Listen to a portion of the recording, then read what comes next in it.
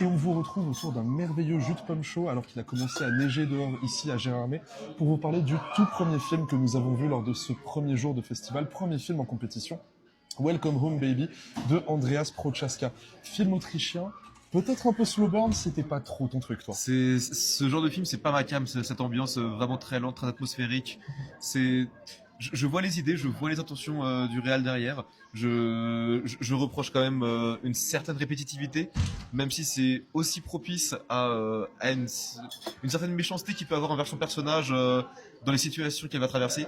Mais j'avoue, je plaide coupable, c'est vraiment pas mon genre de film. Je laisse plutôt Corentin élaborer sur ça. En ce qui me concerne, ce que j'ai beaucoup apprécié, c'est l'espèce de côté extrêmement corrosif, extrêmement toxique que va dégager le film petit à petit, notamment vis-à-vis de son personnage.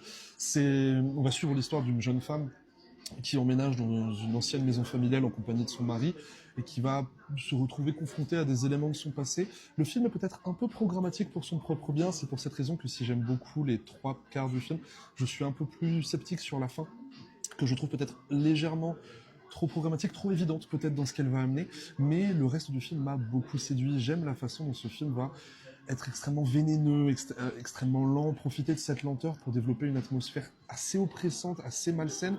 Et si effectivement Roman a évoqué à juste titre la répétitivité, je trouve qu'au contraire cette répétitivité d'éléments qui peu à peu sont pervertis, peu à peu sont transformés, vont peu à peu envahir le quotidien de cette héroïne. Je trouve qu'au contraire, ça permet de donner au film un aspect très oppressant. Le réalisateur a travaillé par le passé avec Michael Haneke et ça se sent dans les cadres, ça se sent dans le regard qu'il peut avoir sur ses personnages, pour le meilleur ou pour le pire, à voir. Mais ça se sent à fond. J'avais évoqué mon affect pour le cinéma autrichien et c'est exactement ce qu'on retrouve ici. C'est un film autrichien pur jus, peut-être un peu lent et peut-être un peu long pour son propre bien, mais c'est une mise en bouche prometteuse.